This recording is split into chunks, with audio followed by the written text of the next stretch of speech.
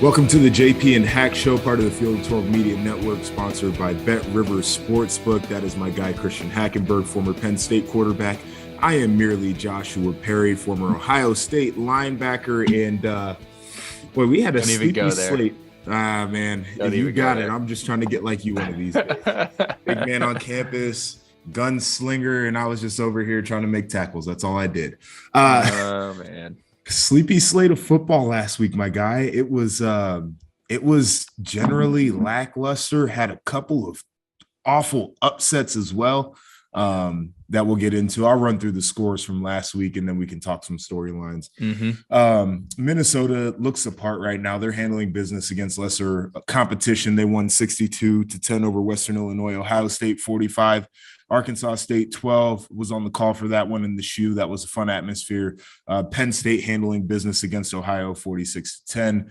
Duke pulling off the win against Northwestern 31-23. Maryland handling business again 56-21 over Charlotte. Washington State going into Camp Randall. I don't think anyone saw this one coming. They got the victory over Wisconsin 17-14. Illinois 24, Virginia 3.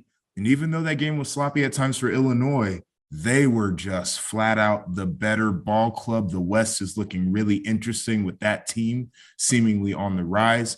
You got Iowa State edging out Iowa in the Cyhawk rivalry 10-7. Michigan State 52. Akron with a goose egg. Purdue over Indiana State 56-0. That offense is ridiculous. Rutgers 66. Wagner 7.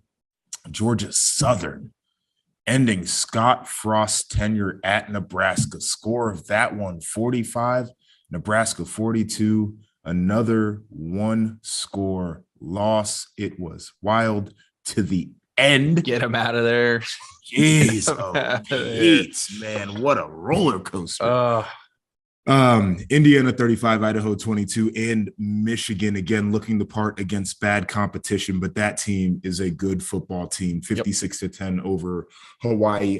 Before we get into storylines, anything stand out from the slate of games? The one game that I talked about was the Illinois-Virginia game. I was disappointed in the way Virginia showed up, but also as a Big Ten guy, hats off to Bielema and Illinois right now. I think that they're playing hard, playing well, have an identity, and I think they can cause some problems down the road. So, that was one that's definitely stuck out to me, other than the obvious with Wisconsin going down and then Nebraska. Yeah. Going down in a blaze right now. So yeah, we're gonna unpack that. That is a situation everybody's talking about. To your point on Illinois, they do have an identity. I think defensively, Ryan Walters is a freaking all-star, and they had to break out some cash to keep him in the offseason. I'm certainly glad that Brett Bielema was able to put the pressure on the administration to allow them to do that. I think he is pivotal to their success. One thing that is kind of shocking to me right now, as well coached as I believe that football team is, and as detailed as Brett Bielema is as a head coach, the penalties and the turnovers, man, they got to get out of their own way with that stuff. And if they can, they got every opportunity to make a run over there in the West. I like that football team. I like the mentality that they have.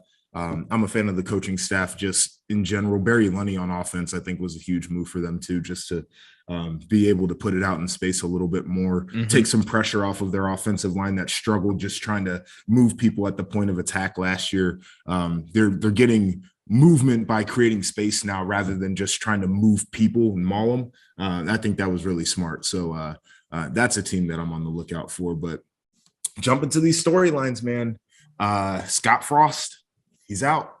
Just over 4 seasons at his alma mater, Nebraska, gets the full buyout, $15 million out the door. As Ed Orgeron said, what time do you want me out and what door do you want me out of? Get me out the paint. Give me your overarching thoughts on his tenure as a whole and then the move that just happened week 2 of college football. Yeah, I think it's disappointing. Face value, when that hire happened, you were excited. They hired one of their own, and not only was it one of their own, but it was one of their own that was a really good football player, a focal point for the team during his tenure there. And they were really good and relevant. So you would think that maybe there would be some way to everyone talks about, bringing back the old school guys and trying to reinstill that. It's that there's a little bit of that, but then there's also that element of understanding what you're dealing with now in terms of kids, because kids are different even from when you and I were coming out of high school, I think. Yep. In terms of, their attention span, what motivates them, how they need to be coached. It's just different. And you got to adapt or die. And I don't know how well Scott did that up there during his tenure, because the product and the just flat out lack of discipline on a consistent basis was something that really struck a chord with me, and I couldn't figure it out. So overall, I was just very disappointed. I think the way it was handled was very interesting. Just paying the money. I wonder if it was a little bit of regret for not making the move prior to the season. And the cutthroat, maybe taking care of Scott a little bit and giving him some more money. But, I think maybe the right thing would have been to revamp it heading into the season if you just didn't really feel great about it. I think it was one of those things where you had to be all in this year or all out. They were kind of halfway, half-assing it. And, it's going to be a shakeup. Good chance for Mickey Joseph though right now to put his foot forward with the vast majority of the season ahead of him. So we'll see. But like I said, I think Scott's just the overall thing was just disappointing. You really want to see that Cinderella story kind of work out, especially again at a place like Nebraska. It's been struggling since Bo left. Yeah. It's unique to me, man. I agree with everything that you said, and for Scott Frost, like everybody thought this was a home run hire at the time. They thought that it couldn't be better than getting one of your own back, a guy who had some success at UCF, claimed a national title after a 13-0 season there. And it just didn't work out. Now, I brought this up, and it's easy to kind of, relitigate these things after they happen. But, he had the great season at UCF. Outside of that, it was very lackluster, and you can say that it was program building part of it. I think he took over a UCF team that had some locker room issues, certainly, but it wasn't a team that was devoid of talent or lacked success in the past before he had gotten there. But, he gets to Nebraska. The thing that it feels like, and I hate saying this because it feels like an indictment on a coach that he can't get things right, but it felt like it was everything but football. It felt like more of a culture thing where guys were undisciplined, as you mentioned. You lose that many close games. It feels like, the 2 or 3 plays that swing a game, typically they just couldn't lock in for, whether that was a turnover, whether that was a penalty. And it all just kept snowballing, and he couldn't stop the momentum from going in the wrong direction. And that's a bad spot to be in. You mentioned the fact that they didn't make the move in the offseason. And I think that Trev Alberts coming in as AD wanted to try to do the right thing, give Scott Frost another chance, said, listen, your defense hasn't really been an issue. This offense is a problem. Bring in a new staff. He made a weird move, bringing in Mark Whipple, who's a guy he had never worked with before. A guy who is known in college football circles as stubborn as hell too. And Scott Frost is very headstrong. And that felt like a weird relationship. And then they get together. The offense is a little disjointed, as you could probably imagine, but the defense took a huge step back up to this point, which is shocking to me because I think Eric Shenander is a great coordinator. Just everything was bad about it. And you make the move in week 2 for a couple of reasons. Is number one, you got one conference loss, but outside of that, you tell me who has a better roster in the West. And then, number 2, you get a jump start on the coaching search before anybody else gets to engage with candidates. So I don't know if they can salvage it. It's the next thing up on the topic list, but feels like they're in position in the side of the division that you want to be in at this point. So with Mickey Joseph taking over, and he's a guy who was most recently at LSU, worked with the wide receivers there during national championship year, was the associate head coach, guy who played quarterback at Nebraska. I look in that locker room and I think that a different voice goes a long way because they've never really been out of it. They've been extremely close, but I don't know if you can flip that mentality quickly enough. What do you think? No, I mean, it's hard to do that, man. And I've said this over and over again. I think this next hire needs to be a home run. I think if they screw this up, it's going to be 3 more years, or not screw this up, but if they don't hit it the right way, it's going to be 3 more years of turmoil. And at that point in time, what does a home run look like though? Like put expectations around that. Like, what does a home run actually look like? Because they thought that 10 wins or 9 wins a year wasn't good enough.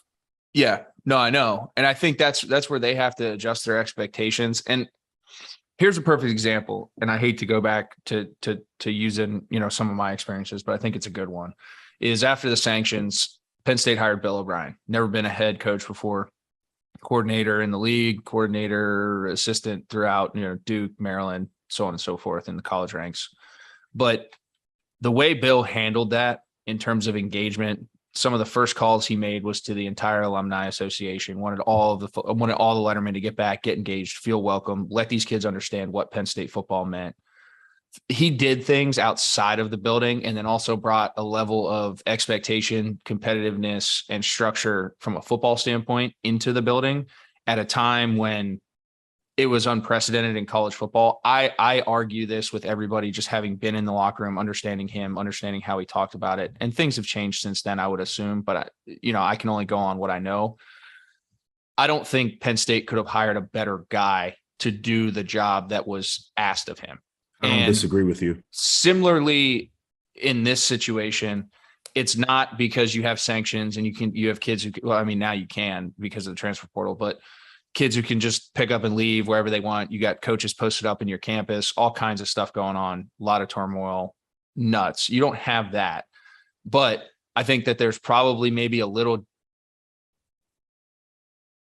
there's a challenge of overcoming the expectation, getting people involved, allowing people to understand what the expectation should be, and being able to paint that picture, and not only paint that picture, but show progress as you go, right? Whether it be on the product, how you engage with your alumni and your lettermen. I think that the more buy-in you could get from top to bottom, east, west, everybody involved, I think that's going to be better than I think the way Scott came in, where he was kind of coming in like, yep, I did it. I was here. I did it. And I think he kind of kept it. I mean, I don't know. I'm not a Nebraska guy, but I would assume just by the way it seemed in terms of the disengagement from everybody else, that it was very like us against the world, kept it kind of blocked in. So I think you really need someone who understands the entirety of the situation and like really the urgency of the situation. Because Nebraska is a national brand, but at the end of the day, as we all know, if you don't win, the national brand stuff and the history, like that goes away, and you need to start winning, and you need to start taking steps in the right direction in order to salvage it. And that's why I said, I think you need to find somebody who can handle it top to bottom, all the facets of the program, and really re-energize it from the fans, from the lettermen, from the guys in the locker room. And then they need to be a great football coach, because at the end of the day, like you said, I think although the roster is talented, there's still some holes. Getting someone with some ties either down south in Texas or out in California from a recruiting standpoint could be good, because they do need to go and start pulling from those areas, which have traditionally been areas where they pulled from. So no doubt. I think that's what I mean by a home run. You need someone who like is going to approach this holistically. Yeah, I certainly agree with that. And, this idea that they have to be a Nebraska person or have Nebraska ties, I think is overrated. And again, not to punch down, but I think one of the things that happened with Scott Frost is you kind of walk in there and it's, this is Nebraska. This is a place where we won championships. And, I was in the facility a couple of weeks ago, and they got championship trophies from the 90s. I was born in 94. I believe that was the year they won a championship. The trophy says Sears on it. Sears doesn't freaking exist anymore. Like, we're in such a different place in the world right now. Yeah, these kids have no idea. The history doesn't resonate with them. It doesn't do it because they weren't around when Nebraska was that place. And so I think you need to embrace what you've been, but I also think you need to spin it forward into what you should be and what you can be. And so it's a very difficult spot, and expectations are always going to be high. I think you said it. I agree with it. Like, we got to reevaluate what expectations are for Nebraska in this day and age. And I'm not saying you can't build it back into a national contender, But just to assume because it's Nebraska, it's going to be like that, I think is also a difficult spot. But as we go through this, I got a list of coaching candidates. I'm going to read them off. And then if anybody, after I'm done, resonates with you, let me know. So we got Lance Leipold, who's a coach at Kansas right now. He's got 4 wins at Kansas, and a lot of people would kind of yawn at that, but it is Kansas. We have to keep in mind. They have a win over Texas, and when he was at Wisconsin Whitewater, I believe his overall record was 109-6, and he won some national titles there. So he's had success coaching college programs. Dave Aranda, we know what he's done. He's been a hell of a coordinator. Big Ten ties. He was down at LSU when they won the championship. He's got this Baylor thing freaking rolling right now. And that was a program that could have been dead based off of what happened over there. Mark Stoops, and I think he's got a really good job right now. He's exceeding expectations at Kentucky, which is a basketball school. They're paying him handsomely, but he's got the recruiting ties in the South. He's in kind of bridging the gap to the Midwest. He's recruited Ohio well. So he's got some natural Big Ten ties in there for recruiting. Your guy, Bill O'Brien, I respect him. You mentioned what he did at Penn State. We played at the same time in the conference. What he was able to do at that moment with what your program was going through, I don't think can be overstated. Like that, it was a difficult spot to be in, and he bridged that gap. He kept that program alive. That place could have literally died. It literally could have died, and he prevented that from happening. Yep. Jim Leonard is the defensive coordinator at Wisconsin. I think he is phenomenal. Just in as a coordinator. He's never been a head coach, so that'll be the question there. Matt Rule, really good in college, struggling in the NFL right now. You got Matt Campbell, who's at Iowa State, and he's got a winning record. I think it's first time since the 70s when Earl Bruce was coaching there that a coach has been able to maintain a winning record at Iowa State. Luke Fickell, Cincinnati head coach, we obviously know what his resume is, took them to college football playoff. First time a group of 5 team has done that. Urban Meyer's name has popped up. That is a real interesting one. It's a guy I played for. I love him to death. I think he's a phenomenal coach. We obviously know the baggage. Think it'd be a really hard sell to a lot of people who want to make a splash hire. Get a lot of backlash off of that one. And then one guy who's not on the list, but I think would be worth kicking the tires on. I tweeted this the other day. Tom Herman, who had a lot of success at Houston. He was 32-18 at Texas. And I know that's not the standard there, but he had a 10-win season in there, won a Sugar Bowl, got the Big Ten ties. He coached at Iowa State as a coordinator, so he's got natural recruiting ties to that region. He grew up on the West Coast. You mentioned being able to go into California. Obviously, with the Texas ties, I think that's big too, because Nebraska was great when they could recruit Texas. That's a guy I would kick the tires on. Don't know if he would be a legit candidate. Out of that list, anybody stand out to you? I think that last one was a great one. I think with Aranda, it's going to be really hard to pull him away. Same thing with Mark Stoops. It's almost like they're doing, and they've put in the effort at their respective schools to do what you're going to have to basically go back to step one at Nebraska and do. And at the end of the day, like realistically speaking, facilities, like all that stuff, like maybe Nebraska has more money to throw at it and all this stuff, but how much does that matter anyway now? So I think it's like one of those things where if you have a good thing, I don't think these coaches are going to be as apt to just pick up and leave and head to the next one, unless it's a really good situation, like something where the foundation's already poured. You just gotta build your structure and how you want things ran.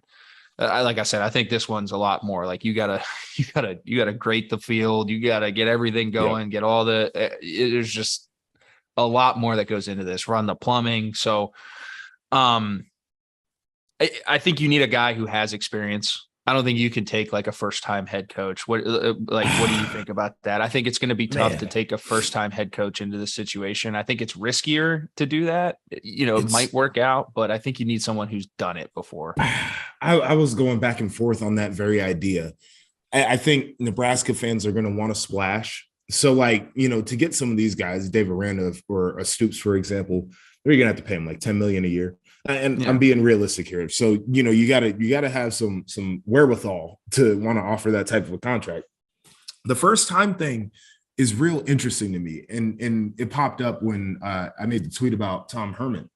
And somebody was like, oh, why are we giving these guys second chances and retreads and this, whatever the case is? Like, he was a failed coach at Texas and he didn't live up to the standard at Texas. I was very hard on him in his tenure there. Looking back on it. Hold on though. But that's one of those things that I think is very similar to this situation, right? Like, Texas got they were as entitled of a university and athletic program and fan base as there ever has been. They haven't won since Vince Young. Bingo. And Colt McCoy. You gotta put the context around it. Like, that is a difficult spot. And that's where I had to reevaluate some of my thoughts on what Tom Herman did when he was there. Like, was it their standard? No. Was it awful? Like, people are acting like he didn't win any games there.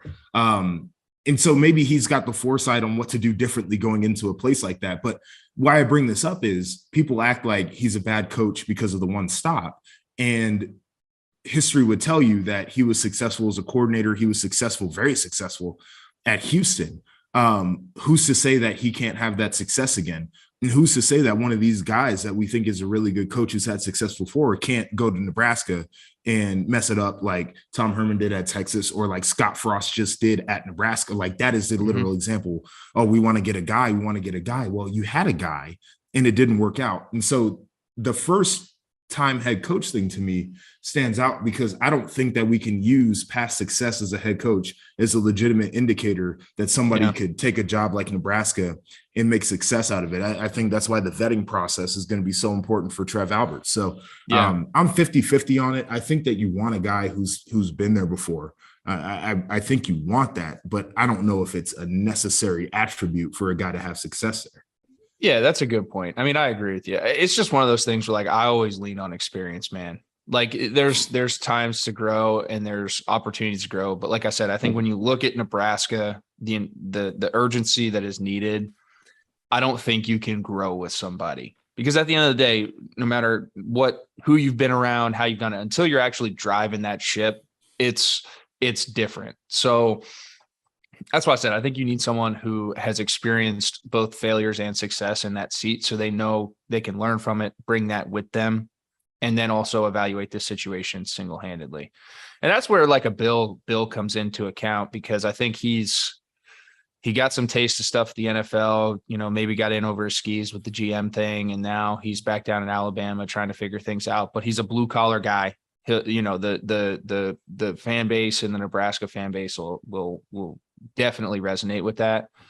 But it's tough, man. And I'll tell you one that my guy Bryce Petty threw out is Art Briles. Getting someone who's been out of the game for a little bit, really hungry to come back and start coaching the X's and O's. I don't know if Art's that guy, obviously, because of everything that went on with that whole situation. But I don't think you can hire him. I think he's got more stink on him than Urban Meyer. And just reading the tweets from half of the Nebraska fan base on if you could bring Urban in, like that, what happened with Art Briles coaching at Baylor, I think is in this climate that we're in socially would be a really hard sell. And for me personally, like, I don't know if I could get behind that if I was a fan there. Like, the X's and O's part, I know he's a phenomenal coach, but like, that was wild. Yeah. So, but my point being is someone who has been sitting, is hungry, has some experience, has not been around the game, but wants to get back in and is motivated.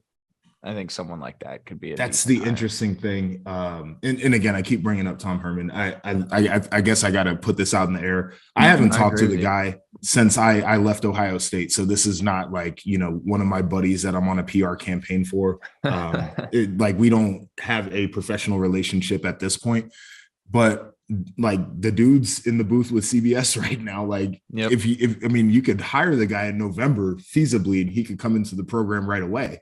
So all that to say, this idea that maybe there is a guy who's on the sideline right now, and there are multiple guys probably at that point in their career that are hungry to get in.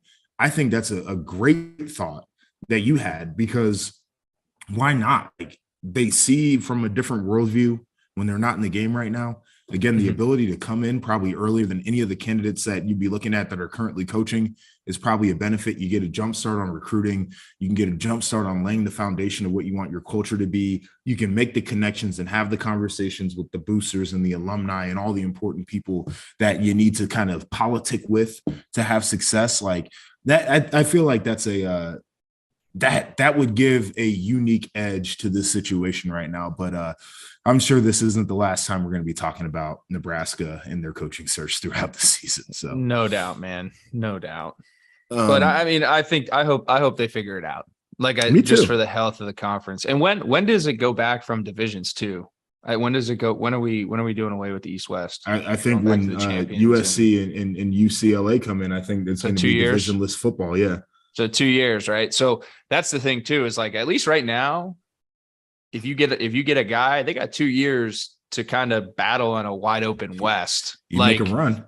Like, you know what I mean? And Mel Tucker did it up at Michigan State, right? You can do it in the transfer portal. Lincoln Riley is doing it right now at USC. Like, that dude hit on every single one of the guys he pulled. So, you know, you got to have a great talent evaluator. And in today's day and age, you can turn it around quick, but you can make a run. You got to hit.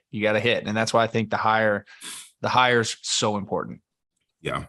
You just mentioned the wide open West. Simple question for you. And we thought it was going to be pretty open. Like, is it more wide open than we had imagined? What's going on, guys? Rob Doster here, the founder of the Field of 68 and the Field of 12 Media Networks. I wanted to take a quick minute to let you guys know about an exciting new project that we have been working on for the last 3 months. The Almanac, an all-encompassing preview of the 2022-23 college basketball season. We spoke with every single Division I head coach to give you a robust and accurate preview for all 363 Division I college basketball teams. We have predictions for conference finishes for all 32 leagues. We have features on the best freshmen, the best big men, the breakout stars, the coaches on the hot seat, so much more. It is 600,000 words of sheer happiness for the college basketball fan in your life. The Almanac is going to be available for digital purchase on September 26th for just $19.99, but you can pre-order it today using the promo code HOOPS and save 20%. Just hit the link in the description below. You know, it's funny. I said something about Nebraska. I thought Graham Mertz was playing well, or not Nebraska, Wisconsin. I thought Graham Mertz played well after the first couple weeks. And then, you know, they run out there and don't score a point in the second half. We've seen this Graham Mertz facade before. Yeah, I know. He's tricked us in the past. So it's like, it's one of those things where, you know, I was like, all right, you know, maybe Wisconsin can, especially with Braylon Allen back there. Like, that kid's special. But, you know, when you're that one-dimensional and you're playing teams like Purdue and Minnesota who can go out and put up 50, it's hard. So, yeah, I mean, I think it is. You know, like I said, I think those two teams I just mentioned are the two teams I'm looking at right now to be able to rise from the ashes, because I think Iowa's done. And if we're talking about that, I can't wait. I think that they're in a really, really tough spot. But, you know, yeah, I mean, I think the West is wide open, and it would be nice to see another program kind of come out other than just, here comes Wisconsin again in the Big Ten championship game for another, 35-point game that Ohio State or Michigan or Penn State in recent history wins. So, you know, I think you're on it. You know, on this Wisconsin thing too, man, I flip on the tape. I'm on the call for their game this weekend. And Washington State comes out, and we did this to Wisconsin in 2014, but they basically said, listen, we're going to play man-to-man. We're going to get a man advantage in the box because your quarterback can't run. We're going to get our safeties down on tight ends. We're going to gum things up. And if you can beat us on the edges, then you beat us on the edges. And Wisconsin moved the ball in that game, certainly, but they could not finish drives. They could not sustain. And that's going to be their biggest problem. And this is a copycat game. If I'm a defensive coordinator, what am I going to do? I'm rolling out straight man-to-man. And if you can beat me over the top, then I'm a dumbass and you deserve to win. But the odds are that they're not going to be able to do it. It's wild. And you mentioned the Iowa thing. I mean, my God. I cannot put into words how wild it is watching their offense. The only touchdown they have scored this season, they got the ball on the 16-yard line going. That's it. It's I said it before. It could be historically bad. You know, Iowa's at least had something that they could build off of, because I mean, let's cut. They're a pound the rock, work off play action team. They've been that forever, but they've had the pieces to do that. They've been able. I mean, what are they averaging? Like a yard and a half, maybe a carry. I can look that throughout the season. It's like 1.2 yards a carry, probably something like that. Like, if you can't establish that at Iowa, you're putting then a kid in Spencer Petras who I'm just going to take away what's happened the last couple of weeks. But like, that's what he does efficiently is work off play action, those types of things, have some guys running naked, kick it out to the flat, and just keep them on schedule. You don't have the ability to work off that. You're putting him in a really bad situation. And outside, you don't really have guys who can separate consistently on one-on-one. So, yeah, I mean, they're just in a rock and a hard place, dude. And I don't know if it's a philosophy change. I don't know if they have the personnel for it. So they're going to have to really grind this out this year and figure some stuff out, because it's a shame. That defense is a good unit. And, you know, you're going to waste a good defense this year, having some offensive struggles that I haven't seen in college football in a long time. Yeah, Iowa is dead last in total yards. They are dead last in yards per play at 2.8. The next team is Massachusetts, 3.36 yards per play. I mean, it's staggering how bad this offense is. It's nuts. So they got their work cut out for them. And that's another thing that's interesting is, you know, Kirk Ferentz and Brian Ferentz, you know, they've been cozy there. I don't know if you can recover from a year like this, because they've never had this. They're a cyclical program, but they've still competed, man. Listen, man, like, but I don't think they can compete. Kirk is untouchable, though. Like, I mean, you're going to be the AD that fires that guy? No, you're not. You're not going to do that. And I mean, if I had a son who was my offensive coordinator, do you think I'm firing him? No. Why would I fire my kid? And especially if I'm untouchable, I'm going to be employed regardless. I agree with you, but it's like I said, man, it's interesting though. And that's the thing where, like, this is where I can go back to the Nebraska thing. And I was listening to this on the radio the other day. I think it was the Paul Feinbaum show or something like that, but they were talking about this. They were talking about Nebraska. Guy. Oh, I was just listening to it. That's what I drive around, you know, and now that I'm doing this stuff, I try to keep my mind stimulated. But I was listening to it, and someone was talking about Nebraska and how they handled that whole Scott Frost thing headed in even before the season. Like, if that was a Fortune 500 company, there's no like family this, family that. Like, that's why family businesses struggle, right? Like, they make decisions that are best for the program and the shareholders in the program, or the shareholders in that business. So like, if you're Iowa, I understand it, but at the end of the day, if you're making the best decision for the health and state of the program, like, Kirk, thank you. You did your job. You kept Iowa relevant. They have an established culture. They have a seat in college football because of your reign here.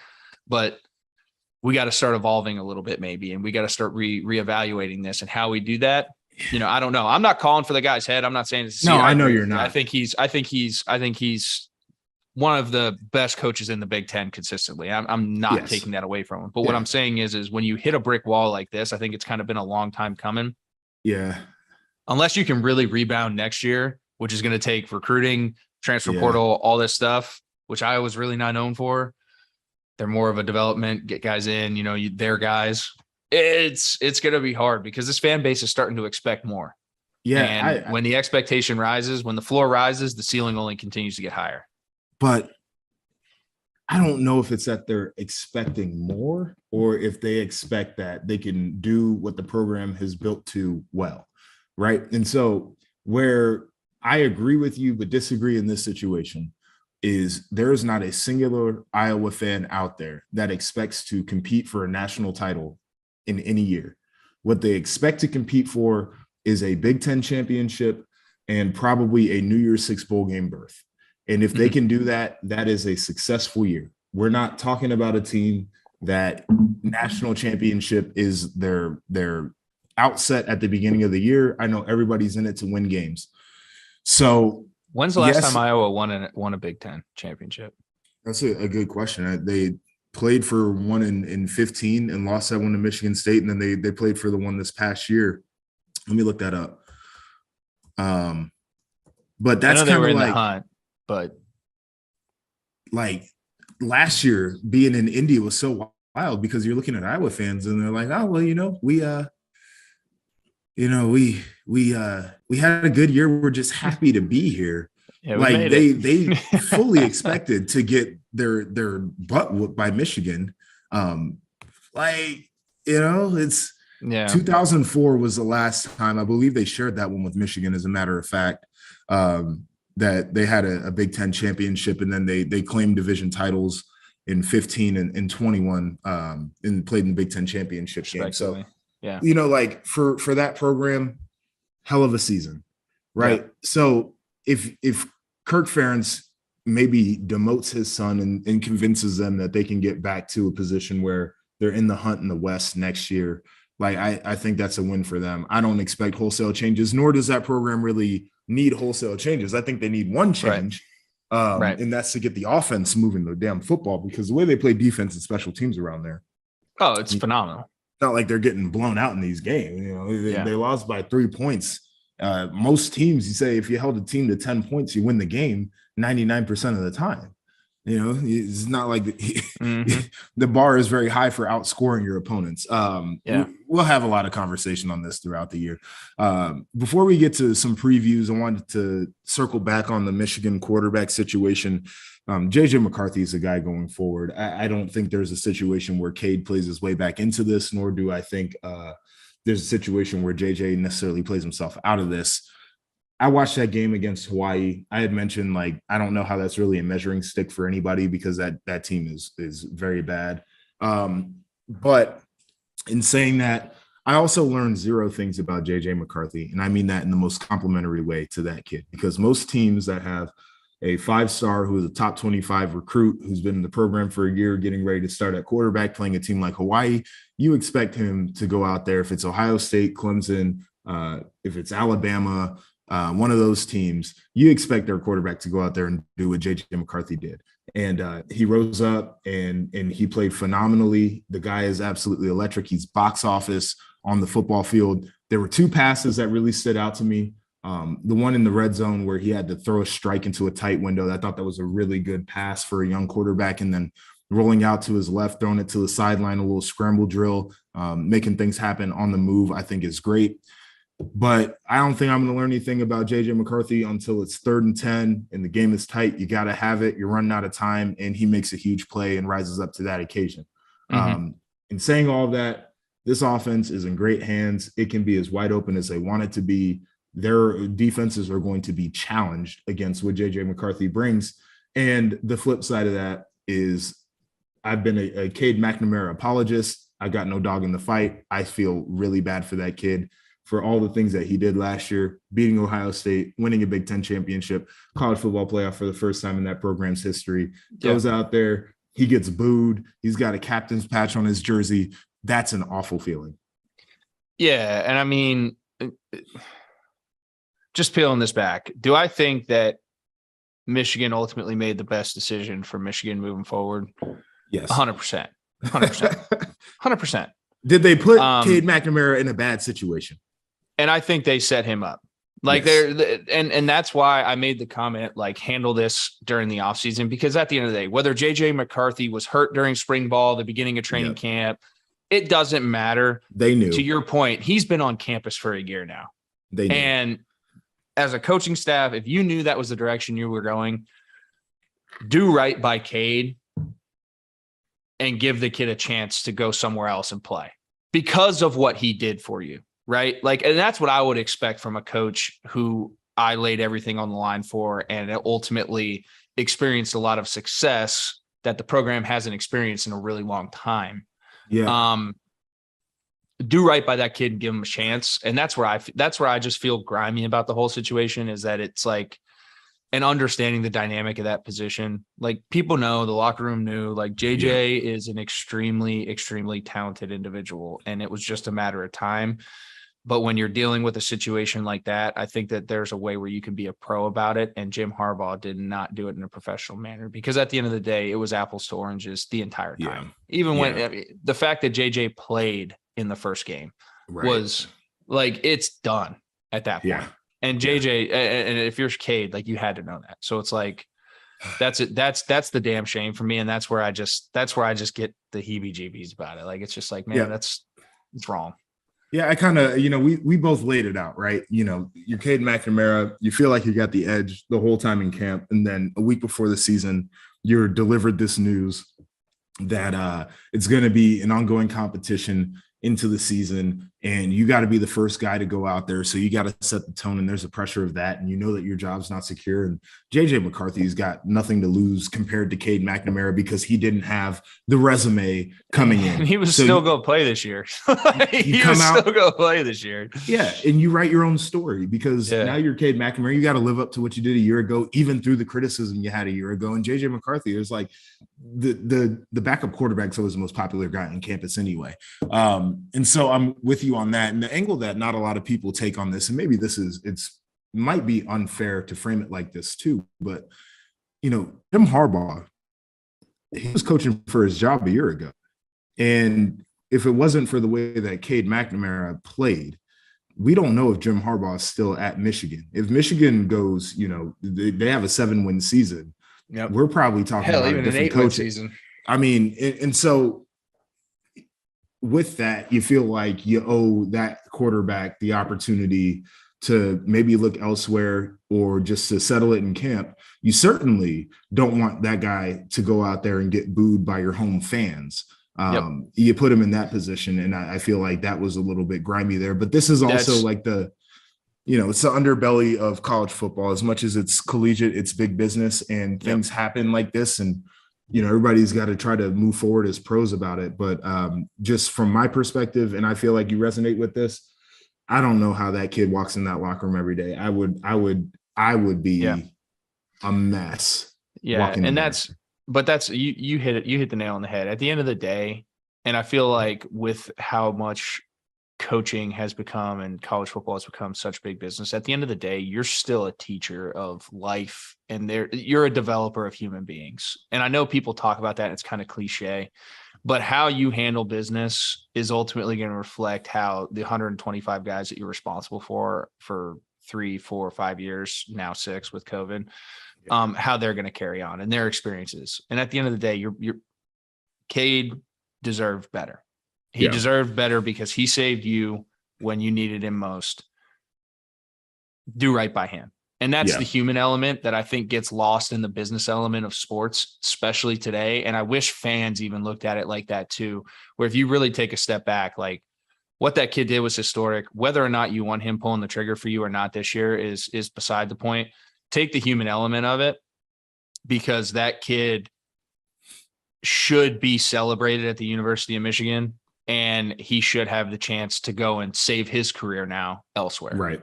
But now he's going to lose another year. I think he's got 2 more years after this. So he's obviously going to be gone, but there's an element of like allowing him to have at least, got his foot in the door somewhere, get comfortable this year, and then go and compete in the next offseason. Now he's kind of got to start a little bit behind the 8 ball. And there's, to me, like I said, just be a human. Show me some heartbeat. You know what I mean? Like, show me something here. You know what I mean? Like, and that's just what I wish I would have seen from Harbaugh. I totally agree. And, where I'm at right now, like, I hope the absolute best for Cade McNamara and his career moving forward. And same thing for JJ McCarthy, because I 100%. Think when Michigan is great, that college football is better. The Big Ten is more fun. And like, both of these kids, the way that they have publicly handled this, I think, is commendable for young people as well. And we shouldn't lose sight of that, because they were both in a really tough spot to have to go out and face media and to talk about this situation. And I think both of them have looked absolutely professional in it. So hats off to those 2 young men. doing a great job up there in Ann Arbor. Got a couple of games to preview. Again, another kind of sleepy slate in the Big Ten, but we'll start off with your alma mater. They're going to Auburn. They're favored by 3 points. We saw an explosive run game, albeit against a bad opponent a week ago. Is this something that you think that they can maintain going down the SEC? Well, I think they have to. And it's not even about maintaining going down to the SEC. I think it's one of those things where they have to do it for the rest of the Big Ten slate coming up. And to your point, it was very explosive. I think that element of Nick Singleton is huge. And I've said this before, like even when you look at when they had Saquon, he got to do what Saquon did. Make you know what I mean? Like nothing. You're gonna have to grind out some negative 1, 0, 1, 2 yard gains. And then hopefully through the scheme, those bigger runs will pop. And I think, I'm tough on Yurcich for identity purposes, but I think that he is a really good football guy. And he's, finally Penn State's kind of got a little bit of consistency with the offensive coordinator up there with him. So I think he's figuring that out. Came out with a great game plan against Auburn last year, albeit, kind of a little gimmicky, some unbalanced and stuff like that, but came out with a great game plan. So I think he's excited about adding to that, revamping it, new window dressing, all that stuff. So I expect them to do that. But when it comes to the run game, I think that they need to establish an ability to do that, because at the end of the day, that puts Clifford in the best situation possible, right? Like we've all got the book on Cliff now. He's played enough football. He's been there for 12 years. He works better. He's never going to go out and necessarily win you games, but he's not going to lose you them either. And when he has the ability to make plays off of play action and things like that, he needs a support system. There's very few guys that ever roll out there where you can just be like, all right, he's going to be 7 yards deep and he's going to beat you all night. In the history of college football, and everyone knows it, there's just too many good athletes out there. So he needs that support system moving forward. So I think it was a good sign, good showing. Some of the younger receivers showed up. Some of the guys that you expected showed up. So it'll be a good one, man. I think it'll be a great test for that team. Obviously they survived the Purdue opener Thursday night, blackout, the whole 9. So this will be another road test for them. If they can get this one under their belt, man, I think it'll be good for them moving forward, heading into Big Ten play. Yeah, no, I'm totally with you on that. And then the other game we have is Michigan State traveling to Washington. Washington's favored by 3.5 on this one. Over unders 57. All lines provided by Bet River Sportsbook. This one stood out to me. Michigan State, top 10 team, whatever they are right now. They are dogs going out west, and I've made the West Coast trip before. It's certainly difficult. Washington right now, I think, is 3rd in total offense in the country. They've got Kalen DeBoer, who is an offensive coordinator at Indiana, obviously familiar with the Big Ten. Guy we've talked about on this show, Michael Penix Jr., is their quarterback right now. So they got guys who understand what it takes to beat a Big Ten team. They've got also a quarterback that I think is pretty electric when he's healthy. And the X factor for Michigan State to me has been Jacoby Windman, who's a transfer from UNLV. And Kalen DeBoer actually has experience against him from his time at Fresno. So it'll be curious to see how they try to game plan against a guy who can wreck the game as a pass rusher. This is what it'll come down to for me, is if Peyton Thorne can't be a better quarterback, take care of the football, they're going to lose the game. I think it's that simple. Defensively, they're going to be challenged in the secondary. And I think that's something that Michigan State has certainly struggled with. But if you give the ball away, it's going to be a bad one. Well, I mean, that's football 101, right? Like, win the time of possession, win the turnover battle. You're going to put yourself in a good situation to win the football game. I want to ask you this, because I think you've probably watched a little bit more Michigan State than I have. Are you surprised with how they've played this year, either good or bad, based upon the struggles they had in spring ball with depth and things like that? Are you surprised, or is that something you expected from Mel Tucker to be able to get these guys ready to roll? Yeah, I thought Mel would be able to give them a roll. Schedule up to this point has been basically like everybody else in the country. They're winning games they're supposed to win. Like, you go out and what they put a 50 burger on Akron. But we can't take that for granted now. No, we can't. We But can't. also, you give the football away a few times in that game and you're still able to put that many points on an opponent. You're playing a team that's not very good. Like Right. we have to put some context around these things. So to answer your question, I think the run game it's further along than I expected it to be because Kenneth Walker is super hard to replace. Defensively, I don't think their secondary has been challenged at all. And that's going to be the biggest question for me. But also, I mentioned Jacoby Windman. Like this guy leads the nation in TFLs. He leads the nation in sacks. He leads the nation in forced fumbles. Even playing against poor competition, that's explosive. And the forced fumbles part is the one that sticks out to me the most because that's a guy who has taken the next step as a player. It's not just about getting the tackle or getting the sack. It's about going for the football and changing the complexion of the game. And that is something that is a huge X factor regardless of who you're playing. That stands out to me. Mel is a tough coach. He's no nonsense. He has expectations that nobody has outside of the program for them to go out and win national titles. Like, no shock to me that he would have his team ready to play. I think they need to tighten down the screws, though, as they start to face better competition. And the game that's going to do it for me is the week 4 matchup where they've got Minnesota coming in. And I'm actually on the call for that game for BTN. That is going to be a big game. It's going to be a fun game. And that's going to be a huge test for both of those teams. And so this week, you got to make sure you go out and handle business the way you need to. And when they went down to Miami, they did exactly that last year. So Mel knows how to travel and he knows how to gut out a win because they had an explosive fourth quarter in that game. But once you get into conference play, man, I think we're going to learn a lot about either one of those teams in that game right away. And that's super fun. Right. No doubt. I love that. That's only inside information you get from Joshua Perry. I don't know about inside information, but I try to analyze these games as well as anybody. I like the in-depth. Nobody actually knows what's happening, which just it's an educated guess, and that's the fun part about this job. Hey, before we get out of here, I got something off the wall, and I think I know the answer to this. But are you a Peloton guy? Absolutely not. Okay, yeah, I figured you weren't. I could tell by the basement setup there. It doesn't look like a Peloton setup. They're coming out with a Peloton row. They're coming out with a row machine. So they've got the bike, which I am an owner of, and the treadmill, which I'm also an owner of. And now they've got the row machine. That thing is printing cash right now, just in terms of trying to corner the market on this in-home exercise thing. Their talent and their personalities are like legit celebrities if you don't follow it. But like these people have cult followings. They've got Jess Sims doing game day now. It's one of their instructors. Like this thing is wild, man. It is so pervasive. I cannot understand. Dude, it's nuts. And I'll tell you a story about a rower. My freshman year in high school, last game of the football season, heading into basketball season, I had a high ankle sprain. So I was out for quite some time. For those of you who've had high ankle sprains, they suck to get back from. Yep. So I was doing PT. And like I said, we had that unique challenge of trying to get my body cardiovascularly prepared from going from playing quarterback, which is you're in the best shape of your life heading into the season. And then just by nature of the position, you live in a 5x5 box every day at practice. You lose all of that by about week 8. You're gassed by anything that you do. So I was on a rower for about 3-4 weeks straight. I will never, ever, ever, ever get on a rower ever again.